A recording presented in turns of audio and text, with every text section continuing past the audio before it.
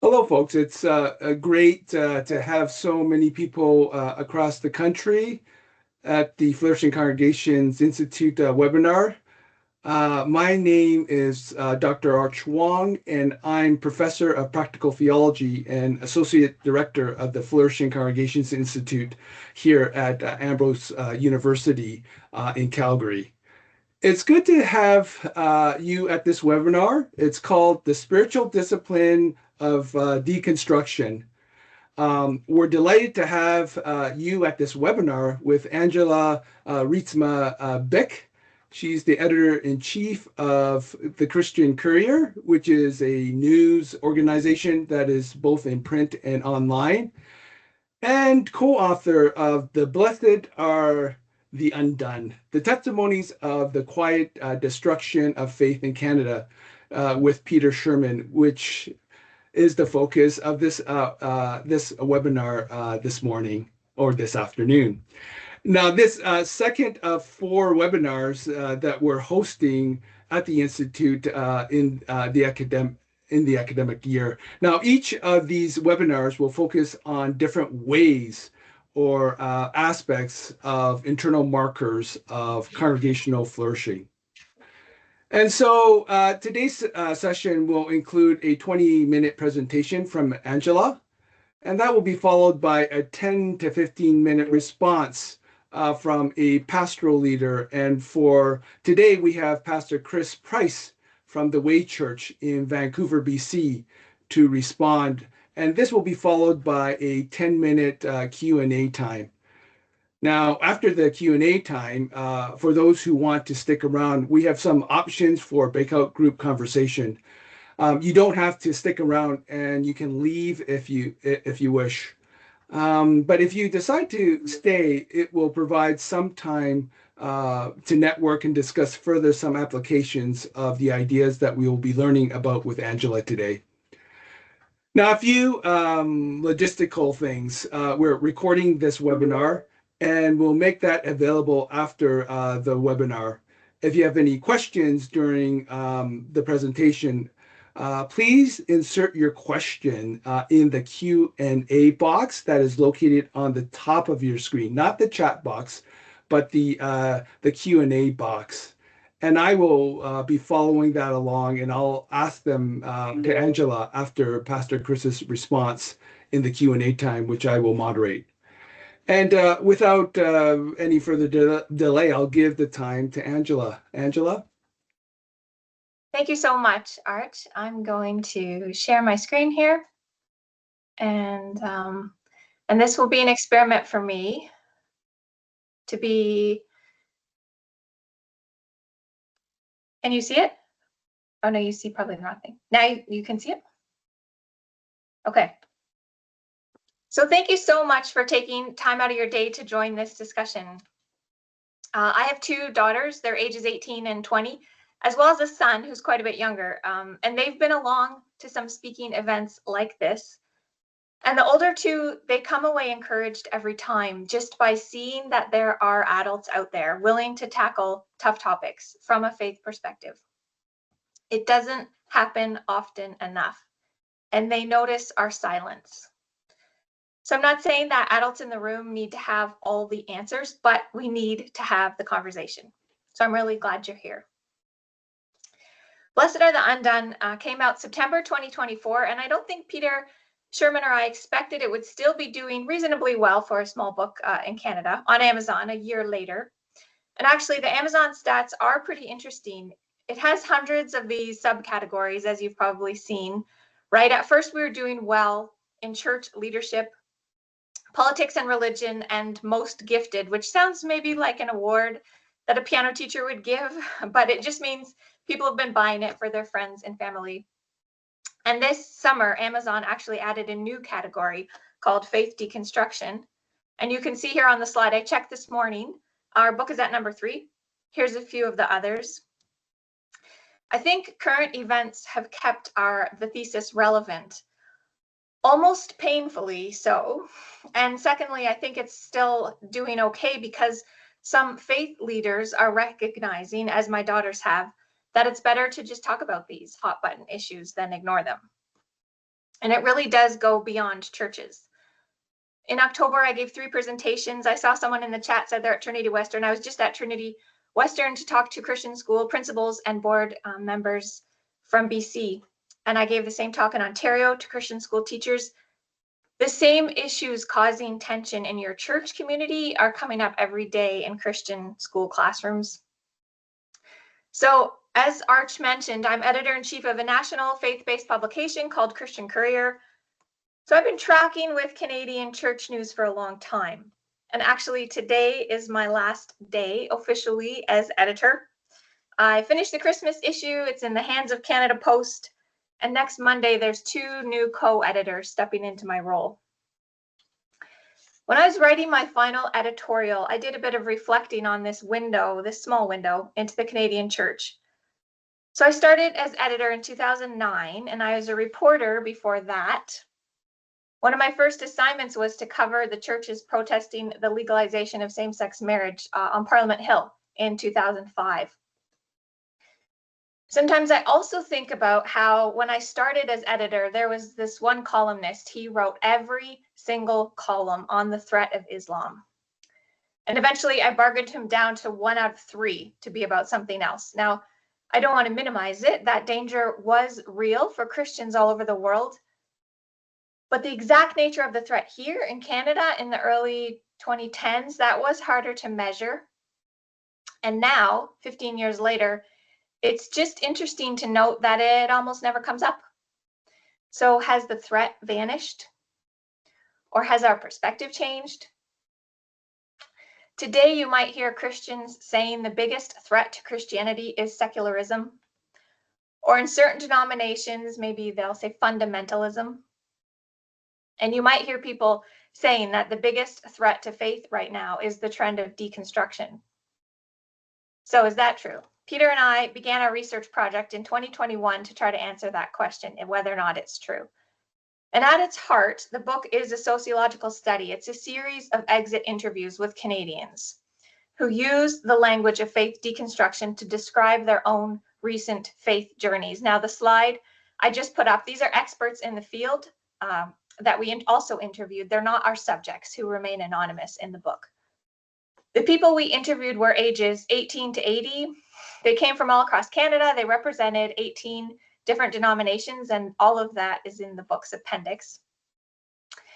At the end of our research, we coined this phrase undone to add to the categories of religious nuns and the duns, which I'm sure you're familiar with, referring to how Canadians self-identify on the census. And we picked that word undone to describe the experience of something precious, which is the faith you were raised in, breaking down. And our subjects said things like this, quote, "Who are these people I'm going to church with? I don't see Christ in that at all. I've given up on the idea of hell." End quote. And maybe you noticed the book on Amazon that was #1 actually this morning was about hell, the doctrine of hell. And the third one, "Everything I thought I knew, I question now." End quote. So the interesting thing is, and I'm sure Flourishing Congregations is tracking with this, I think new research is showing a resurgence in church attendance among Gen Z especially, but our project began before that data was out. It began as an attempt to try to understand this decades-long decline in church attendance in Canada that I'm sure you're all familiar with, which went down and down and down, and just recently it started to level out. And if Joel Thiessen was here, he could say more. Sociologists typically study a religion's creeds and confessions, maybe the sermons, to determine what it believes. Lately, there's been a shift to study instead the lives of believers, the lay people, and how they interpret and live out their faith. So that's what we did. We interviewed devout Christians with genuine concerns about the faith they were raised in, and genuine concerns about current actions of the church.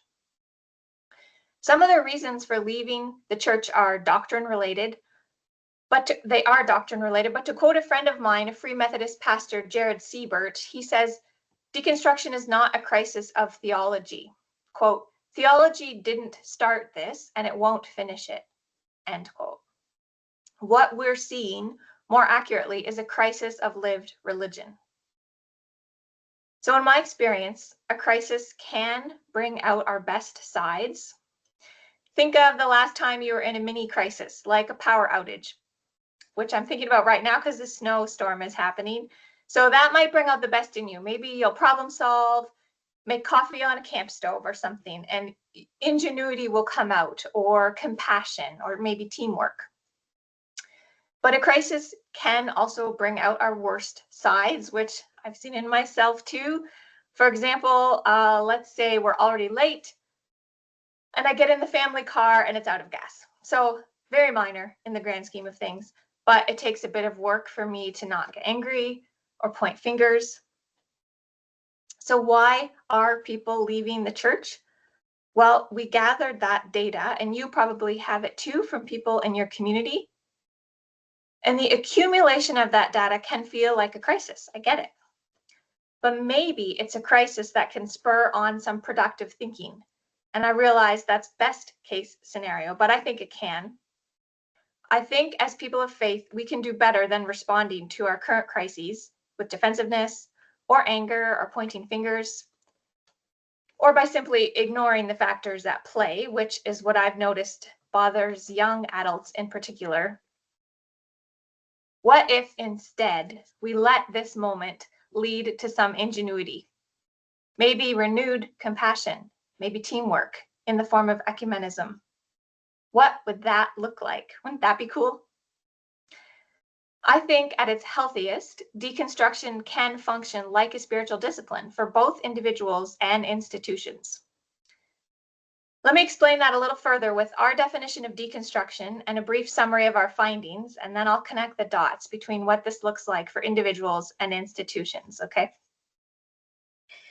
In chapter 2, we go as far back as Jacques Derrida, but for now, I'll just mention John Caputo, who, along with Brian McLaren, he was one of the first Christians to frame deconstruction positively in his 2007 book, What Would Jesus Deconstruct? His thesis, similar to ours, was that deconstruction is a necessary process that will dismantle the idols of each era and bring the church back to its gospel origins.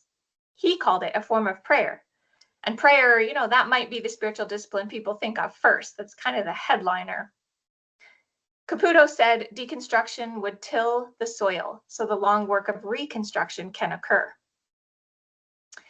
Now, one problem with the word deconstruction, of course, is how similar it sounds to destruction. The only difference is 3 letters, the C-O-N. Trying to reframe it as something positive, some people would say, is just a long con, as though con in deconstruction hides this burn it all down, destructive ethos. This book by Alyssa Childers and Tim Barnett came out a few months before Blessed Are the Undone. And I don't want to make too big a deal of these Amazon rankings, but you might have noticed it was number 4 this morning. So their book argues that deconstruction can never be considered good because it glorifies doubt and inevitably leads people away from faith to humanism, apostasy, the occult. And I know those are real fears. I've heard them in church circles. But the conclusions of Childers and Barnett doesn't match the data Peter and I found.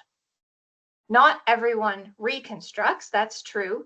But of the 28 people we interviewed in depth, only 4 said they no longer believe in God. And that's just a snapshot of one moment in time that we see but dimly. Who's to say where they may end up down the road? Our research tries to show then how deconstructive practices can strengthen faith over time rather than the reverse. So here's our definition of deconstruction for individuals. When your affiliation with God, the Bible, and faith fall apart or is taken apart, usually because of failures of the church, with a corresponding loss of the community that nurtured your faith. And you can see in the wording there another reason to give the benefit of the doubt to people going through deconstruction. There's a passive tense, right? Fall apart or is taken apart. That's a hint that the process is involuntary. Michael Corin told us, I didn't decide to deconstruct. It was accidental. I resisted it. And in the words of someone else we interviewed, I'm not a backslider. I had a lot at risk by leaving. If it was something I could have resisted and kept the world as I knew it, I would have. But because I was dedicated to my faith, I was really believing it. I didn't want to fake or perform. Those were right things. End quote. And in that phrase, not wanting to fake it or perform, I believe that instinct is a holy one. And I believe it comes with a countercultural Sermon on the Mount kind of blessing. For those with ears to hear, deconstruction can prompt a search for new expressions of faith and for renewal. Okay, now I have a question for you as experts in the field, and if it's possible to type your answers in the chat, please do so, and Arch is going to read some of them to me. So what do you think causes faith deconstruction? This was a 3-year project for Peter and I, and before we started interviewing people, it took a long time. It took about 8 months to get research ethics approval. So we were doing this other research at the time. We had our own ideas for why they might have gone through deconstruction.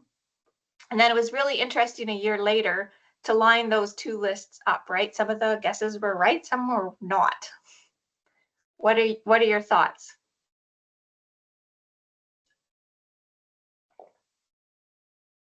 Or what have you seen in your churches?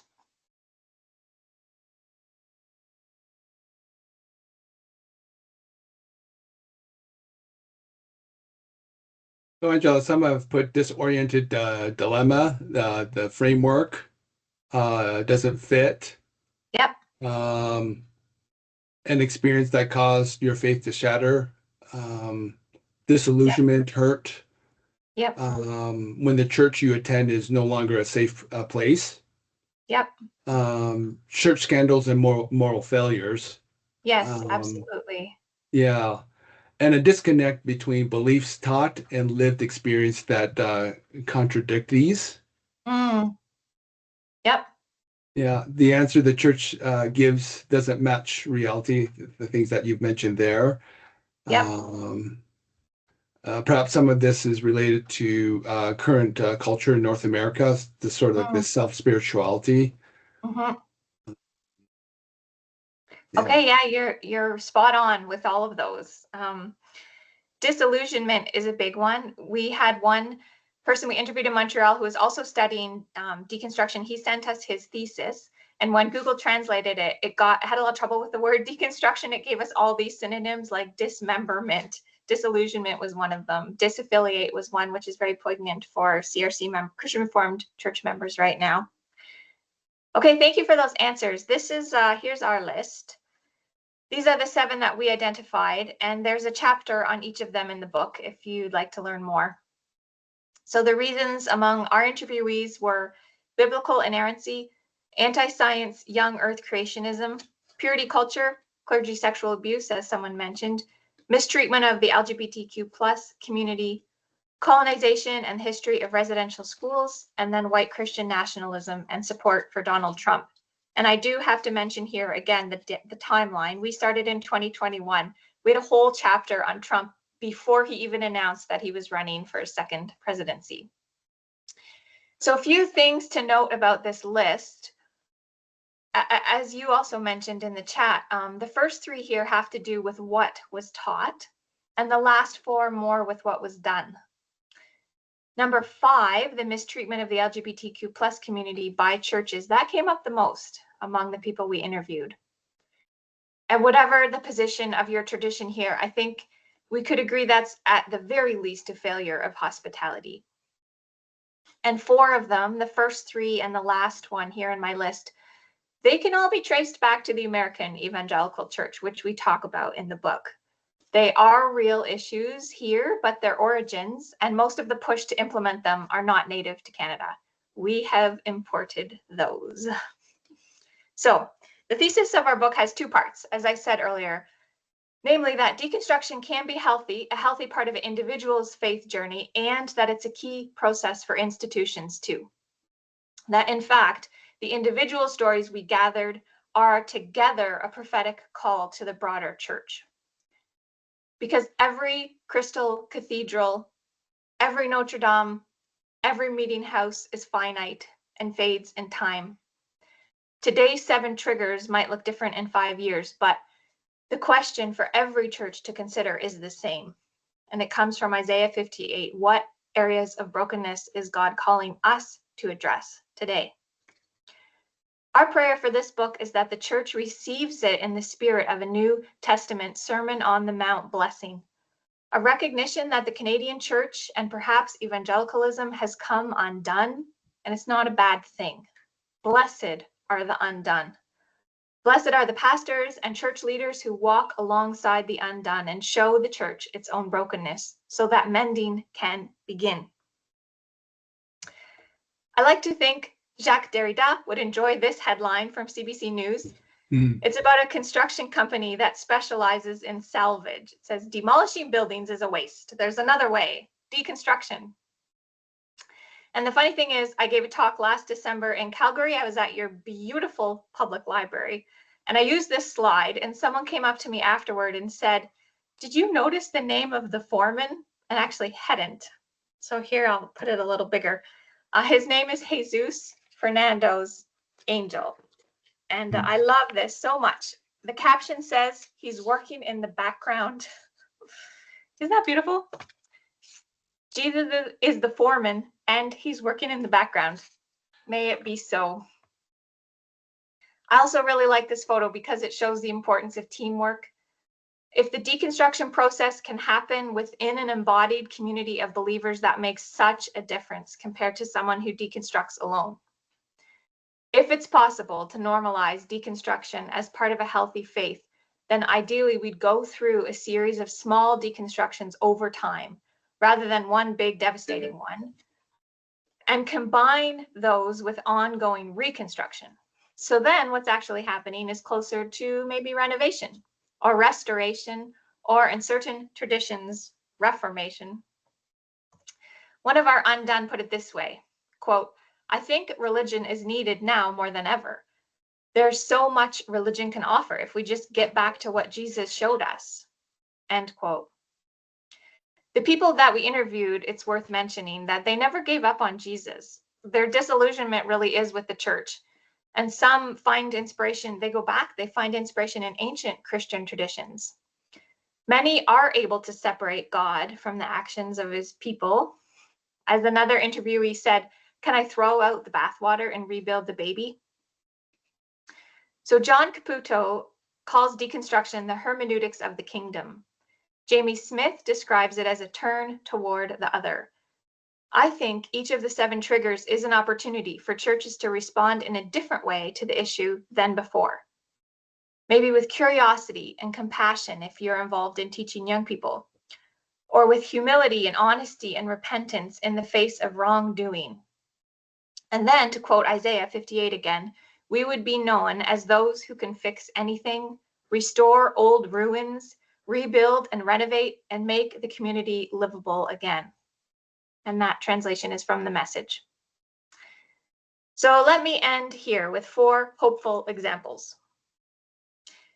My pastor publicly apologized for a mistake of exegesis he made in one of his sermons. It was not a big deal at all. But I sat there thinking, how cool that my kids saw that kind of humility modeled from the pulpit. Second, there's a Lutheran church in Ontario, you may have heard of this, that pays the equivalent of its property tax to the nearby Six Nations Reserve as a way of making reparation for the doctrine of discovery. And another kind of interesting story, closer to Chris, is that in 2019, an Anglican diocese in BC voted to give 5% of its future property sales to First Nations communities to use as they wanted. But Indigenous elders in Vancouver actually said, no thanks. They asked the Anglican Church to focus on building relationships instead. And that story is from a new book, an excellent new book that I recommend called Mend. Thirdly, there's 2 Anglican dioceses in Eastern Canada that have signed something called the Faith Pledge, and this blocks the use of non-disclosure agreements in churches in cases of abuse, unless it's requested by the claimant. So if you know anything about abuse of power in the church setting, and NDAs have typically been used to protect, frankly, the wrong people, the perpetrators over the victims. But thankfully, that is slowly starting to change because of the good work of advocates within church circles. and other denominations are in the process of adapting that change. And lastly, there's a Christian Reformed church in Calgary where members take turns every week adding a line to the liturgy related to very practical acts of reconciliation. And this is my aunt's church, by the way. When I was visiting last year, we were just talking about our upcoming weekend, and she said very offhandedly, "Oh, on Sunday, it's my turn to do the reconciliation." The same way you hear people say, "It's my turn to make coffee or teach Sunday school." So I will end with that question. What if it's our turn to do the reconciliation? Thank you. All right. Thank you, Angela, for your very thoughtful presentation. And so, folks, if you have questions, please put them in the Q&A box on the top of your screen. Now, we have a pastoral response to Angela's presentation. And Pastor Chris Price is the lead pastor for teaching and care at the Way Church in Vancouver, BC. And he'll provide us with a 10 to 15 minute response to Angela's presentation. So Chris, over to you. Oh, thank you. I'm going to take 15, but I have a timer, so it's going to go off at 15. Pastoral response to Angela's presentation and work. Well, the first thing I would say is I loved it. I found it very encouraging, challenging, edifying. If you haven't read the book, I would recommend it. And as she makes clear, for some people, the word deconstruction cannot be redeemed. There's no good deconstruction. That's like talking about a good disaster or a good shipwreck. But I agree with her. I think that some deconstruction can be a part of growing in faith and maturity. As we grow, we change, right? We learn more. Our thinking evolves. We open our minds to new insights and possibilities. Lord willing, our capacity for empathy and connection expands. We suffer and experience loss. People and institutions fail us. We fail ourselves, and we change and we grow through all of it. And our faith changes through all of that as well. And I think, sadly, if we grew up in a fear-based, reactionary faith environment where curiosity was stifled, where questions were frowned upon, where difficult conversations were avoided, where doubt was always sin and not just human struggle, where doubt was always conflated with unbelief rather than faith-seeking understanding. If that was our formative environment, to grow as we grow will involve deconstructing a lot of what was handed to us when we were younger. And that is not bad. That is blessed. That is necessary. And so here's my own nautical image. In Vancouver, a lot of people love the ocean, and some people own boats. And as I think I heard a comedian say, you don't want to own the boat, you want to be friends with the person who owns the boat. And the reason for that is that boats are expensive, but there's a lot of maintenance and upkeep. And every so often, a boat needs to be lifted out of the water to scrape off any barnacles that have stuck to the hull over time. And if the owner doesn't practice that kind of maintenance, the hull is compromised. And I think that could be a metaphor for a healthy deconstruction, right? Scraping off the barnacles, which can grow up over our faith for the sake of the boat staying afloat, especially through the storms of life. And so I've seen people do this with all the things that Angela highlights, right? Purity culture, religious legalism, young earth creationism, political ideologies wed too tightly to their Christianity, anthropology or eschatology that has led to the neglect of our natural environment, right? On and on. And as we grow and as we think and as we study, we might deconstruct certain readings of scripture or aspects of the church culture we grew up in, while not deconstructing our faith or sinking the ship, right? It's more like scraping barnacles off the hull of our boat. And that can be this form of deconstruction and reconstruction. And so I want to give you like an imperfect framework that makes space for this type of deconstruction, at least in a doctrinal sense, which is only a part of the puzzle, as was highlighted. But you have to imagine like 3 concentric circles, kind of like that. I don't have any slides, but you can imagine it. And so in the center circle, I would say that represents, essential Christian beliefs that do assume the authority of Scripture to a significant degree, but these are like beliefs that would have defined historic Orthodox Christianity for all branches of the church for centuries. So I'm talking about like a creedal Christianity, the Apostles' Creed, the Nicene Creed. And you can say that's the center circle, the center of our faith, right? It's good to have a firm center held humbly. In the second circle, I would put secondary beliefs. These are beliefs that Christians sometimes debate, debates about spiritual gifts and how to best read Genesis 1 and mode of baptism and different views of the end times. LeBron James is the GOAT, stuff like that. When it comes to these secondary issues, I think some readings of Scripture are better than others, sometimes, much better. But try as I might, I can't get everyone to agree with me. And so we can discuss and dialogue and debate with humility and kindness, but we shouldn't divide or demonize or get distracted from our mission of making disciples and blessing the world. And then in the third circle, I put opinions, and it might be how a Christian should vote, how to best serve the poor and marginalized. We must do it. That's a non-negotiable. What policies are best, what's appropriate for a Christian to watch on Netflix, right? Should a Christian drink? What about edibles as pain medication? Is deconstruction a helpful term or not, right? And some opinions might be more right than others, and usually everyone thinks their opinion is the right one, or they get a new opinion. And yes, we want people to agree with us when we think we're right, but it doesn't always happen.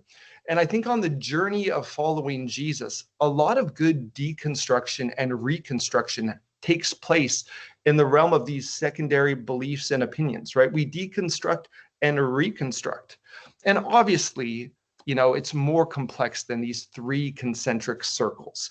And there's lively debate about what should go in each circle. It's a 40-minute talk just to explain the circle.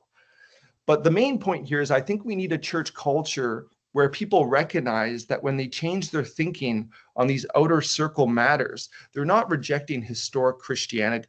And I'll just give one specific example because it comes up in the list. And I've had this conversation multiple times. But if people have been told the only way to read the Bible is from a young earth perspective, and to reject young earth is to reject biblical authority, and to reject biblical authority is to no longer be a Christian. If that's how things are stacked, then if people change their mind about the age of the earth, they will have a crisis of faith and potentially leave the faith. You see, when we put our opinions and these secondary matters into the center of the circle, people can't change their thinking on these matters without feeling like they're threatening the whole faith or leaving the whole faith behind. And it's amazing to me how many people's deconstruction journeys started by questioning a certain perspective on what I would view as a secondary doctrine that somehow got married to the center by their church or pastor or upbringing. And there just needs to be intellectual hospitality. There needs to be space, room for changing our minds on secondary doctrines and opinions without feeling like we're blowing up the whole boat. Now, on the other hand, there is always the potential of what the Apostle Paul would call shipwrecking our faith. Sometimes people reject the center and move outside of the circle. And so I just read someone say that Jesus dying for our sins is a toxic belief. Well, okay. And so sometimes people reject the center and move outside of the circle. And that's what many people mean by the term deconstruction, which is why some Christian writers don't think it's a good thing. It's like blessing a shipwreck or celebrating a roadside wreck. And that type of deconstruction can be very distressing for pastors and parents and friend groups, as well as the person undergoing it, right? It's often a kind of deep grief associated with that kind of deconstruction. It's very painful. That's why it's important when Angela highlighted, it's often not chosen. It's thrust on individuals by hurt or life events or them just being honest with their doubts. And it can feel like a kind of death. And so I, as a pastor, I don't want that type of deconstruction to happen, in the sense of like, I want faith to grow, not unravel entirely. If it unravels and then regrows, that's beautiful, but I don't want it to completely unravel. And most Christian leaders I meet in my circle are the same. And there's like a sense of urgency and anxiety around the question, right? Like, how do we stop people from sinking the ship and blowing up their faith? How do we stop people from deconstructing or self-destructing their faith? And let me say something that will sound strange at first. I don't think you can stop this from happening. God hasn't stopped it from happening. So I don't think you can stop this from happening. I don't think there's a magic bullet to stop people from deconstructing. Some would argue that deconstruction is as old as Genesis 3. Another way to say it is, I can't control people. We're meant to be living in a love story. And love doesn't thrive in controlling environments. It wilts. I can't control what others do. I can only control what I do, right? Pop psychology 101. Or if you want, like, I have my responsibility and they have their responsibility and God has his responsibility. And if I confuse those responsibilities, I'll burn out, or I'll, take on a savior complex, or I'll think I'm the answer for deconstruction in Canada. And so when it comes to deconstruction, like of that second kind that some would view as like quite negative, like shipwrecking their faith, let me say a few things about my posture as a leader, which I can control. I am concerned that when people leave the faith, they can be treated so poorly by the faith community they're leaving. And something about them leaving is like deeply threatening to our own faith if we're insecure. And in our insecurity, we lash out in anger and fear and frustration. I mean, just read the comment sections in a popular deconstruction post, right? And we assume things. We assume they're just leaving because they want to sin. We assume their doubts or questions are unfounded. They haven't done the work. They just read this Tim Keller book. We say harsh and accusatory things. And that kind of insecure faith, that kind of lashing out, that kind of harshness will not bring anyone back. It will just confirm them in the direction they're already headed. And as a leader, assuming, and I am assuming I'm talking to a lot of leaders, as a leader who will shape the culture of a congregation, as a leader who will leak on those led, I need God to rid my heart of insecure, reactionary, fear-based faith that would lash out rather than listen. And these conversations around deconstruction make me want to pray as a leader. Search me and know me, God. Remove anything harmful from within me, according to your word, and lead me in the way everlasting. That's what's so powerful about those 4 examples that Angela gave. And I'd say yes and amen to those and many others. And this conversation on deconstruction also reminds me, I can believe in the beauty of the church without trying to hide its brokenness. Like, we need to acknowledge that the church is a place of hurt, that bad leadership can wound people, toxic people can wound leadership, leaders fail people, people fail leaders, church hurt abounds. And to find healing in the same place you found hurt is a very tall order. The church hurt me. The church can't heal me. And that makes a lot of sense when I'm in the middle of the hurt. It's a pretty good reason to leave. But I wonder how it would change things if we substituted the word church for the word people, right? People hurt me. People can't heal me. We know that's untrue. In fact, it might be impossible to heal without people. And so at some point in the journey, it might be helpful to say, an unhealthy church hurt me, and an unhealthy church can't heal me. I should leave that unhealthy place. And maybe I should have left quicker than I did. But a healthy church might provide a space where God can do the healing. And that's the beauty of the church. And our job is to move ourselves and our church by grace into a healthier, hospitable direction, a healing direction, repenting of our sin, renewing our minds, lamenting our missteps, admitting our failings, renouncing our hypocrisy, and pursuing healing together, and highlighting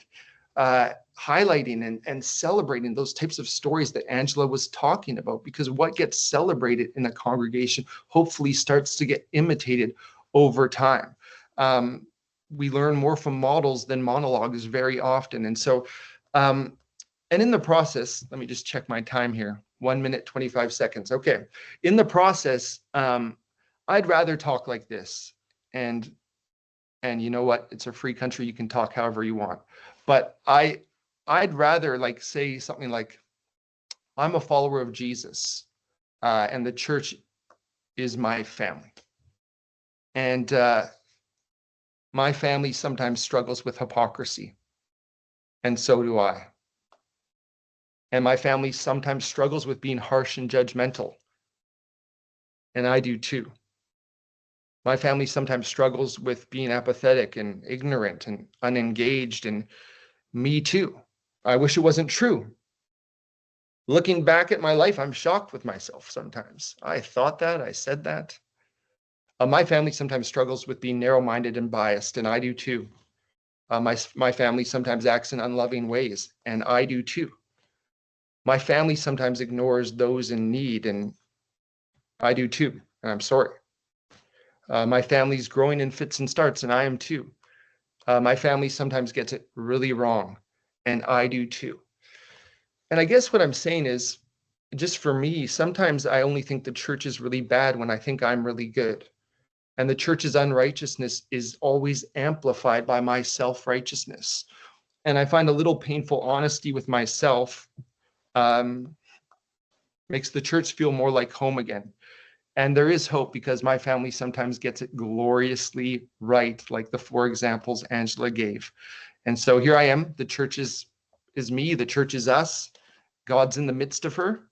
She will fail, but she will not fall, because Christ is within her, and he will always be the God of resurrection. And that's our hope and my hope. And so there's my 15 minutes and 10 seconds. And bless you, and thank you for having me. Thanks, Pastor Chris, for your helpful response there. Folks, if you want to continue to ask questions, if you could put it in the Q&A box, that would be great. There's just a few questions here for Angela, and Chris, if you feel you want to respond as well, feel free to do that.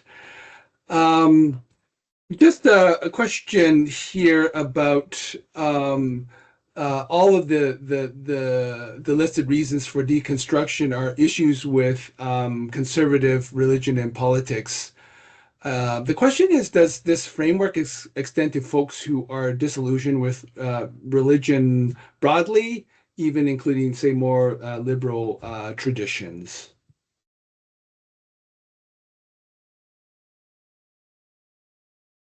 You want me to have a go at that? Sure, please. Yes and no. I think more movement is happening from denominations that are, broadly speaking, evangelical or conservative, but it's not only there. I think in different ways it's happening in every tradition. Right. There's another question about some of the comments. People in the Q&A put some just comments. Let me see if I can form that into a question. Deconstruction isn't a monolith. I think certainly, I think as I read the book, I mean, some of the data kind of points that way, or uniform. And there was a question about uh, there's no room for actually this questioning and without being looked down. Um, Wondering if there's anything in your data that kind of speaks to that. This sort of polarization that's kind of happening. But regardless of the polarization, the questions are real, and the experiences, the lived experiences are real as well. Wondering if your data from the book speaks to that or not, Angela, please. Yeah, I'm trying to think of how to approach that. I think a lot of the issues in that list of 7 triggers, they really are a problem with dualism, kind of like Chris was saying, putting one thing over another and kind of an unhealthy binding up of certain ideas so that if you believe this, you must also believe this. And we make that assumption about people we disagree with, right? If we think we know what they think about this, then that must also mean X, Y, Z, and it's this big like package, and we just make all these assumptions. And so I don't know if the questioner is trying to get at the point, does the current polarization in our culture, is it actually kind of making it, is making this worse? I think probably that's true. Like, it's so easy to say, I'm not like, we use all this us and them language, right? I'm not like that kind of Christian. I don't believe the way that they believe. We want to define the type of Christian that we are. And it's so, a lot of the things Chris was saying, like, I love how you ended with that humility of acknowledging your own brokenness. Then you can put yourself back into that group of people that is also broken. Like, that's a beautiful way to approach it. Mhm. I love the stories that you gave of various pastoral leaders, what they are kind of doing in terms of those 7 things that you listed. And maybe this question just about particularly about your pastor sharing his deconstruction of his eisegesis or exegesis or of a sermon. But I thought this question was kind of, you don't need to address this particular question in terms of deconstructing the sermon time during a worship service. But what might that kind of look like for pastoral leaders, and what have you kind of heard from various traditions, theological traditions that you've had some interactions with, Angela? Just wondering if with that deconstruction, there's particularly, I'm just thinking of your pastor, there's a certain humility there that Chris also touched upon as well. But just any thoughts or experiences from that? Yeah, I love that question about what would it look like to deconstruct the sermon time. And Yeah. I'm not a pastor, but I have friends who are pastors, and that, like, I understand that question. What I've heard some people say is, like, maybe they feel some concern about putting themselves up as, the authority, because there have been issues with authority or abuse of power or whatever. But then they'll say, but I actually do have some authority and knowledge, and I did go to seminary, and I did learn, I know a few things that I want to share. So how do you kind of square that circle? And I think, yeah, I just think there's phrases that you can use to kind of keep that humility alongside, your wisdom and your expertise. So to say, I was wrong is a big deal, or to say something like, I don't know, if, someone asks you a question, or if you're preaching on a difficult topic, like, just, this is difficult to understand, like, just be very honest about that. Or what, I think in the Jewish Bible, isn't there around all of the scripture, there's all the interpretations anybody has ever had of each passage. And so that's kind of beautiful, like, just to picture the different ways that one piece has always been interpreted. I know some churches will, once a month, instead of a sermon, they just have a conversation, and they take turns, different people in the church lead it. Maybe it's on the same theme that the pastor has been preaching on, but they kind of take away the pulpit for that one week and let the congregation be the voices. So I think, yeah, some of those things might work. I think you also just need to experiment and not be afraid to try different things. Mhm. Mhm. Right. Okay. Chris might want to jump in there. I mean, I love just listening to your answers. This is very easy for me for a Q&R. Yeah, I mean, I love everything you're saying. I think it's not just what a pastor or preacher says, it's how we say what we say, and adopting a tone of curiosity, adopting a tone of wondering, inviting people into the story and into the struggle when you're experiencing it yourself. I just think, to be honest, I think a lot of insecurity is masquerading as certainty. And so to just know thyself as the preacher, as the leader, as the communicator, and to go, yeah, I actually haven't figured out a lot of this yet either. And my thinking has changed. So I'm not going to pretend to be an authority on something I'm not. I'm going to invite people into the wrestle. I'm going to adopt a tone of curiosity, and I'm going to be very, very careful about how I talk about a position I disagree with, which we can still do.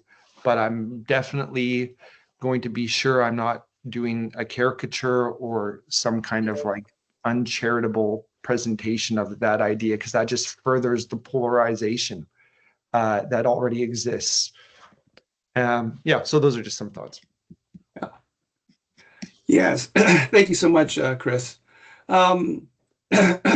Excuse me. I just want to thank Angela for her presentation, and Chris, thank you for your pastoral response on that. Now, just a few things. I think, Emmanuel, if you could put on the slides.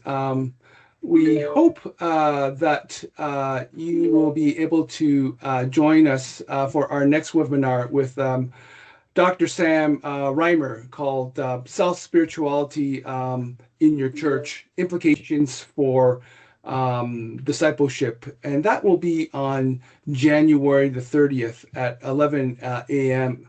Mountain Time, based on his most recent book called Caught in the Current.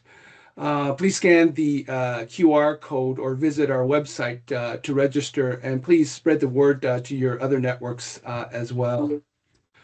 Also, part of our commitment to providing Canadian data for Canadian congregations and church leaders, on our website, we have a number of resources, different studies that we've done at the Institute, and other resources that we curate with others. And so please visit our website, and you can subscribe to our Flourishing Forward updates, which comes out every few weeks, where we have blogs from Canadian researchers actually sharing their latest research. And on the website, you can register and attend the webinars like this one. And also, we have past webinars that you can watch, and other church training resources as well. As mentioned before, if you want to stick around, we will go into some breakout rooms. And for those who want and need to leave now, this would be a good time to do that. And we want to thank you for joining us, and have a great weekend.